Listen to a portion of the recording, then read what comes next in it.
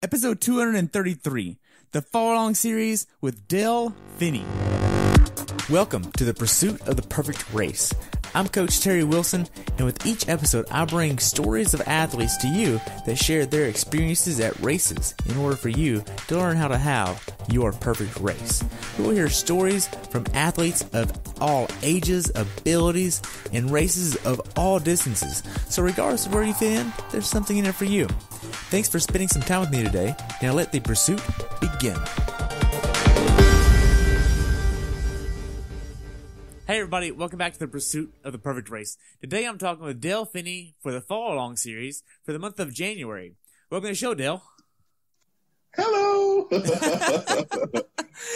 So before we really get started, man, tell me who you are, where do you live, and what are you doing this year? My name's Dell Finney, as we previously discussed. I live in Michigan, which is a cold winter wonderland. For those in Wisconsin, if you guys are watching this, you guys are getting the same thing, but we wish next time you'll keep it on your side of the pond. Right now, I training for 2 half Ironman this year on the 25K. So that's pretty much as far as the working out goes. I mean, as far as for A races, B races, that would be it. So nice. Yeah. So what 270.3s are you doing this year, man? So I got into the pool for Traverse City 70.3, which is a new half Ironman distance in Michigan. And there's actually 2 70.3s here in Michigan, one in Steelhead and one in Traverse City. And so I plan on doing both of those this year.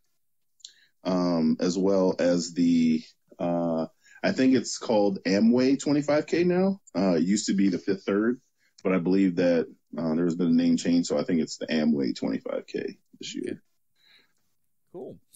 So other than that, I know you live up in Michigan, and y'all have a ton of cold weather right now, and you're not really able to train much, or are you? So I am.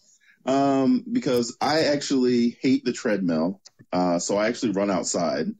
I don't know. I should have had that picture, but from Facebook, I placed on there. We actually went out last Saturday for 4 miles, in 7-degree weather, which was super awesome. There was a lot of snow on the ground, ice. So we had to take it slow, but, for the last couple months I've been doing a lot of interval training. So it's been, run 3/4 mile, walk 1/4 mile, just due to my weight to try to make sure that I can stay healthy, not get injured. And so that was my first run this year without any breaks or stops. So we did that, like I said, last Saturday. I honestly forgot what the question was you asked me, and I just started talking. Oh, you're good, man. So as far as your goals this year, what do you want to do this year or accomplish? For one, I want to get back into shape. After completing the Ironman in 2016, the wife and I, we started our family. We have 2 lovely boys. Okay, that's not necessarily true. They look lovely. Secretly, they can be monsters. But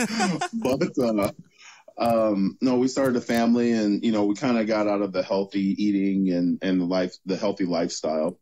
Luckily, I've been working with my nutritionist, Susan McNamee. Hi, Susan. And also this year, I'm working with Brian, and I can't remember. I think it's Try Dogs out of Chicago. Hi, Brian. So I've been working with them, and he's been giving me my workouts. Susan's been reviewing my logs on my Fitness Pal, and just kind of go from there, giving me a little bit of push in one direction. Because I've worked with Susan before, so she's helped me a lot as far as knowing what my macros are and what I should be trying to do. Sometimes I get there and sometimes I don't. But I think that's all part of the journey as well. So right. So right now you're at a point where you're wanting to lose weight and get back into shape? Where you at right now? So I weighed last Saturday and I was at 336. When I started back last summer, I was back to 390. So, I've lost a considerable amount. However, my goal is to, at least for this year, I'd like to be 275, and with my final goal being around 240 or under. Nice. So how tall are you? How tall are you? I'm sorry. 6'4". Okay.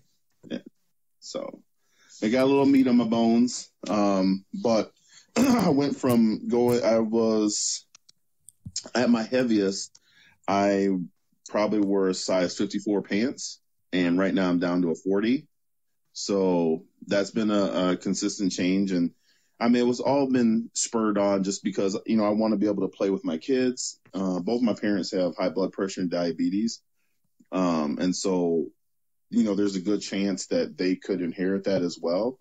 So I just want to make sure that I'm being as healthy as I can, chase them around, throw them out in the snow, whatever, good, fathership should be. And so that's a prime motivating piece for me, as well as, participating in triathlon events. Wow.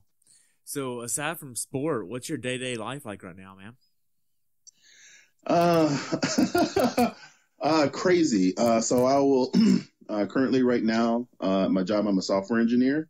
So as far as a day-to-day job, I live a very sedentary lifestyle, which is unfortunate, but at our work, they do offer us standing desks. So I'll stand at times. During my lunch, I'll go and do my workouts during lunch, which helps kind of save some time so that when I come home from work, I can actually spend time with my wife and our boys.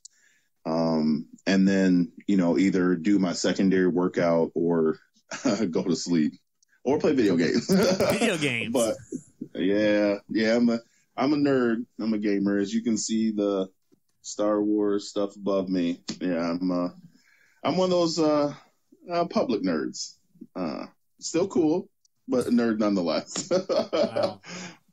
Man, Yeah. So if we kind of take a look at your training overall for January, what would that look like? Did you have a good training month? Are you looking at logging a certain amount of hours? What was all this like, man? I think it started off on the right foot.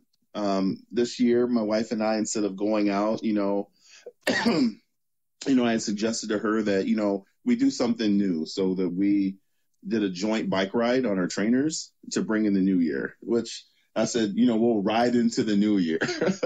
And that's how I sold it. And, she was on board, and I didn't tell her exactly how long we would go, but, tricked her into a nice half an hour ride on the trainer.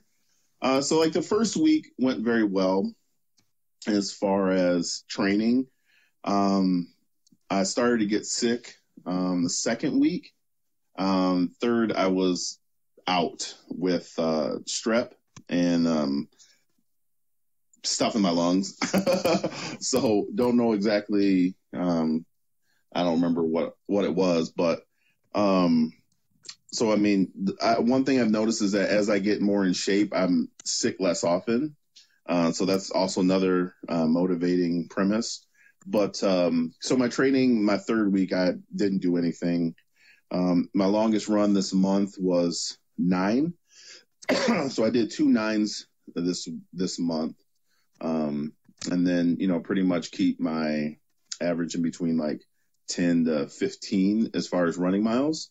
And then my swimming, I swim once a week, in between probably about 1,000 on average. The little peaks there, which is doubling up starting next month.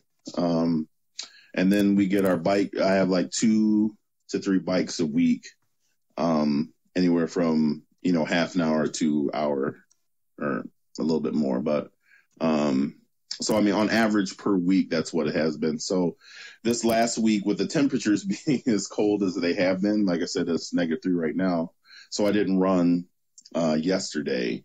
And today I'll be doing just some strength training exercise for my hips, especially with losing weight. But my I'm not as strong as I want to be, especially like for sitting the bike and in the aero position. You have to train those muscles again. So, so I'll be doing some strength training exercise. I don't have a treadmill at the house.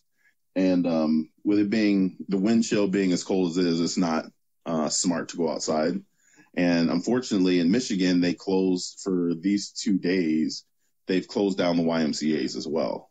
So haven't had a chance to get to the Y to do that. So just do some strength training at home, and then my bike, just to kind of keep me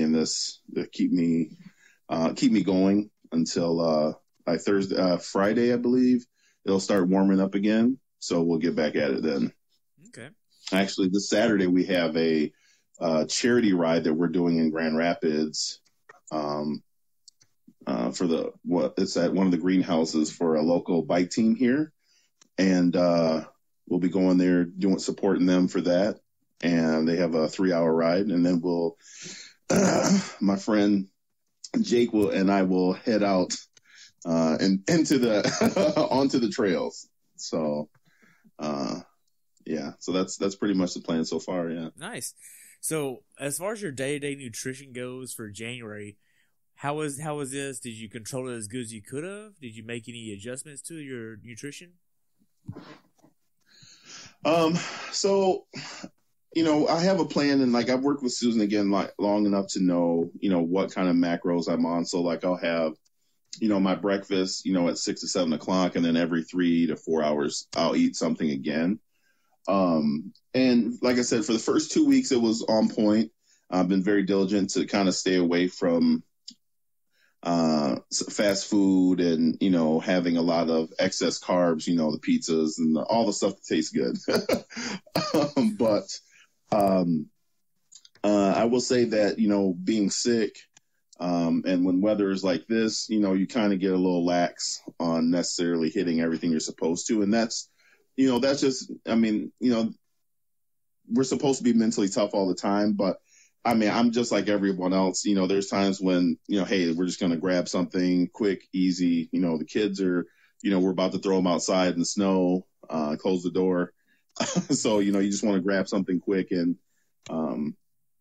there's some faults I have. I, communicate that with Susan. Hey, Susan, the logs are going to be a little off, this week. So but it's just all about honest, though. It's not like you're trying to hide anything from her. Oh, I don't. Yeah. Because if you try to fool yourself or you try to fool someone else, it's going to show on the scale. So I'm just upfront, honest, like, hey, I made a mistake. I don't want to call it a mistake. I made a poor lifestyle change. She's been beating that word into me for a long time because it's not a diet. You have to change how you eat on a regular basis. And it's okay to throw some fun things in every once in a while. But if you make some poor choices, that doesn't mean your whole day is gone. Like I would get into the habit before, if I had a bad day, I was like, okay, well, I'm just going to I'll go to McDonald's and I'll have this, and then I'll go and have this because, my day's already ruined. And that doesn't have to be the case. Okay. You had something, you had it, you enjoyed it, move on, get back on track. So that's the mentality that I have more so now instead of allowing it to snowball out of control. Wow. So let's see here. We've covered almost everything here really, really quick, honestly. You live in Michigan, want to lose some weight. You're doing 2 races this year. How's the support at home? How's the wife supporting you through this racing? Is she wanting to race too? Or is she just going to be a Sherpa? What is that like? My wife is really amazing when it comes to that. Even from the very beginning when I had 3 attempts back to back when it came to the Ironman. We had first started dating when I was like, I kind of really found my niche of, hey, I want to go and do this. I want to put a task or an objective, or a goal in front of me that you have to get up and every day and do it. Everybody says, hey, I'm just going to go run a 5K. Well, you can get up with no training, do a 5K, walk the whole thing. You can't do that with an Ironman. You've got to show the dedication. You have to try. You have to work. You have to have that work ethic and that dedication. And every step of the way, she's been super supportive. She did tell me that she's like, once you finish the Ironman, she's like, you keep trying because so in 2013 when So 2013, I went and volunteered, because if you volunteered, you got to sign up before other people. So I went with my friend Justin Nichols, and I fell in love with the whole event. We were on the bike team, so that unfortunately when people didn't make time cutoffs, we had to be there and support them. And it was emotional, I think, to say the least, to see months and weeks of people's training that on that particular day didn't come out on top. And it gave me a healthy respect. There's a guy, Jeremy, I met there, and he was on the Wisconsin page, and, he didn't make it. And even though you could tell that he was sad, there was still that drive that I can still do this. I can make it. I'm going to try again. And I'll never forget that. Because you got people out here, you have 17 hours to complete this race, and, you don't make the time cutoff, but they're still like, today wasn't my day, but this is not the end, And so 2014, I signed up, and I got out there and, made through a swim, which before this I hadn't swam more than, I could get to one end of the pool, and with flippers on. So that was a whole thing. But, I got through the swim, I struggled through the bike, but got through it. It was so bad on the bike that, like, you see bananas and everything. Like, there was nobody. There was like the first time around, you see everybody, but I was so slow that the second time around, there was like people who were like cleaning up the road. That, like, all the fans had already moved on. The people they had seen have already been through twice. And I'm just out there seemingly like for days by myself. And I'm like, I never want to do this again. I never want to be this slow to not see people.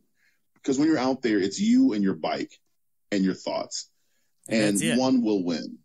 Yeah. And so, that year I missed I got to about mile 15, and I wasn't going to make the time cutoff. And I just kind of mentally broke. And, I ended up in the med tent, but I just kind of, when I think back on it, I think I just wasn't mentally tough enough to get through it, because when you get out there and it's dark out, and you're on the, not State Street, I don't know the names, but you're out there by the school. And nobody's around but just you. Yeah. And you're out there. It's so easy. Like those thoughts of, hey, just walk. It'll be okay. Or, hey, just stop right here for a minute. And once you allow those, those thoughts to just constantly reoccur, they can grab a hold of you. And despite whether your body is going to fail or not, your mind will stop you first. If you allow it to. So I didn't make it. It was unfortunate. So I was like, next morning I got up, headed back down, to sign up again. I said, hey, I'm not going to be defeated by this. And, so 2015, told that line again. My training hadn't gone well when my wife and I had gotten married. My training hadn't been the best. And I missed the bike cutoff by 27 seconds. Oh, no. So, yeah. Like where you can see it and everybody's like, come on. And, and you have to ride up the helix, and I just didn't have it. And that was crushing. What was that like as soon as you got there and realized that you didn't make the cutoff? At that point you just start, okay, it was because of this. It was because of this. I know that there was times like, I'll never forget. I can't remember what the name of the big long hill that you have to go up. And Kitty always sits at the top. And, she's like, you gotta go. And in my head, all I could say was, I don't have anything to go. I was walking, I had to push my bike up the hill. And, with being a heavier person, riding some of those hills out in Wisconsin is not a joke, from, most is like 5,500 feet of elevation over the, 112 miles. And, for someone of my size, downhill, fastest man alive. No one can beat me going downhill. Fastest man. Going up the hill, I swear to you, I saw ants and snails passing me going up the hill. There's a lot of different things that you got to, you have to accept. And, one thing I did not accept was defeat. I'm stubborn when it comes to that. I just wanted to keep going. And so, when I saw the line and everybody, just the look that, you just didn't make it, it was hard. It was hard. Because it's like, you can just let me go. I'm going to walk and you're going to pull me off anyway, but I can at least try, It was hard. But next morning, right back down the line again. Sign up again. And 2016, I had the pleasure and I would say it was a blessing that I met the Iron Cowboy, and he worked with me getting my training going for the third year. I lost a lot of weight. I got to the line and I was 290 in 2016. And, I had talked to Eric Knight, one of the founders of the Ironman Wisconsin page, a man who kind of, from the first year, just took me under his wing, kind of helped me out and steered me in the right directions of things I need to do. It's just a huge blessing, and we're friends to this day. He's like, I'll do the race with you. And now you got to understand, Eric has done every race, Kona. He's done it all. There's nothing that he hasn't done. He does Goofy and, all the weird race we had to do 35 races in 14 hours or whatever it is. He's like, I'm going to do it with you. And I was like, okay, because I know this man can do an Ironman half the time that I, not half the time, but, fairly fast. And, so we get up there and he's like, I'll see you on the bike. And, I'm like, we get in the water.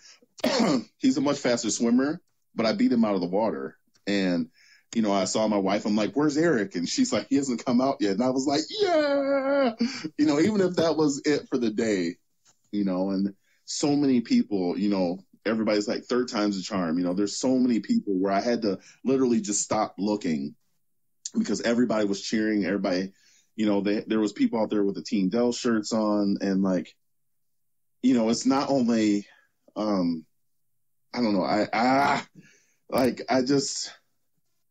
So many people supported me that I can't ever thank, people that I don't know their name that just, hey, came up, gave me a pat on the back. Hey, I followed your story.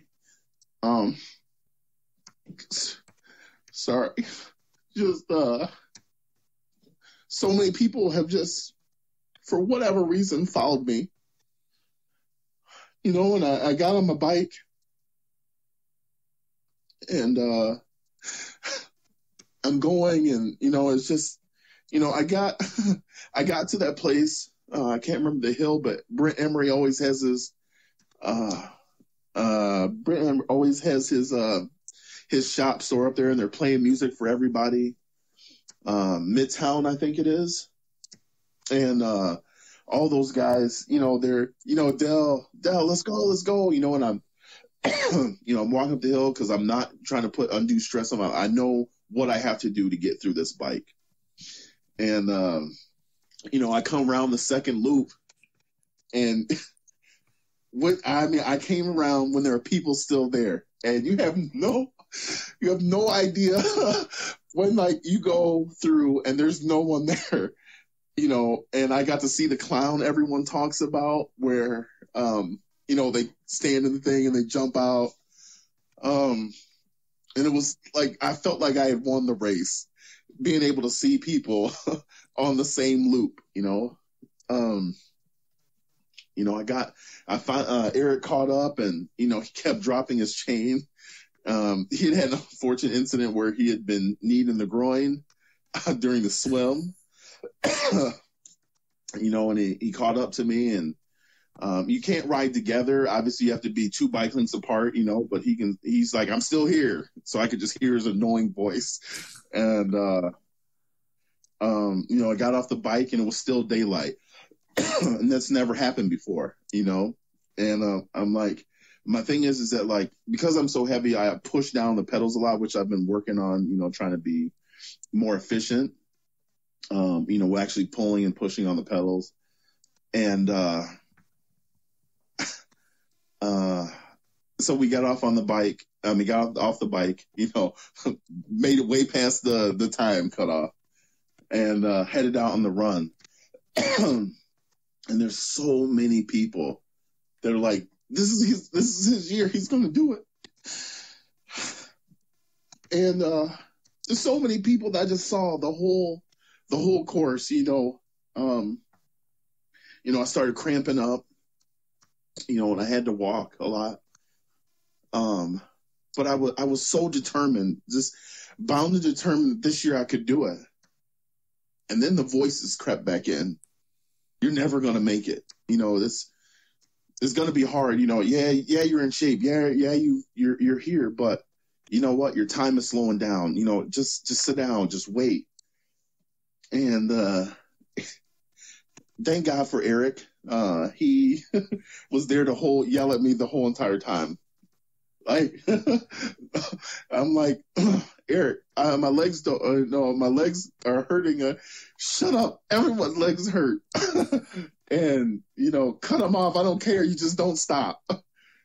Like all the jokes that we have back and forth, this guy wouldn't let me be myself. And, you can start hearing on the second loop, you can start hearing the music the closer you get back to town. And, we ran into Tim Palmer, another lifelong friend that I'll have for the rest of my life. We're all out there. We smell like poop. We've been, peed on ourselves all day. It's, it's a bond that you can't make anywhere else. We're coming up and I'm like, I'm actually going to do it. That thought had changed from maybe I can do it. I know that I can do it. And, we come around and I'm like, guys, let's all finish together. And they're like, Eric, excuse me for my language, but he's like, fuck you, you do this by yourself. And son of a bitch, like they ran in front of me so that I would finish by myself. And I hated him for that. Because I wanted to finish with him. These guys are out there and he's yelling at me to get this done. And I came around that last corner and so many people were there that had finished or had just been there to support. And I literally don't even remember finishing. I was just looking at all these faces of people who were cheering, not just me, but everybody. I finished at 11:46 and 17 hours, 46 minutes and 20 seconds. And I'll never forget that. 16 hours. Oh my God. Not 17. I would have been not finished. 16:47:20. And, all these people are, Mike Riley is like, he's done it 3 years and he's going to do it. And, Eric standing there at the finish line, like I told you. And, it's, there's nothing like an Ironman race. There's nothing. See my wife, who's been going all over town trying to find me just to see me for a second. At home. I think the question was originally, I'm so sorry. The question originally was, how's your wife support you? And, she's amazing. She's gone with me to these races. She's, gone all around the course. She's, I got her to do a sprint a couple years ago. And she said that, maybe she'll want to do a half next year. So she'll try some sprints this year. But, she's like, I will never be with you crazy people into a full. So, Oh, I'm truly thankful for my wife. She, she puts up with me having to ride the bike for hours, tricking her onto riding the bike, running on the trail and the trailer with cart for our kids. It's, I wouldn't be able to do it without her. And I'm just thankful for that. I am so sorry. This is Man, no worries, man. That's the good stuff, man. Yeah, I don't know. I'm truly blessed. The people that I've met, people I will meet. It sounds like you my already wife, have a following, man. It still amazes me that people even care because I'm just like everyone else. I'm just fatter. I guess. That's just the truth, and I say that and I mean that as humbly as I can because there are people with disabilities. There are people with less options than I have. And, I'm thankful for anybody who takes the 30 seconds or reads my post or wishes me well or encourages me.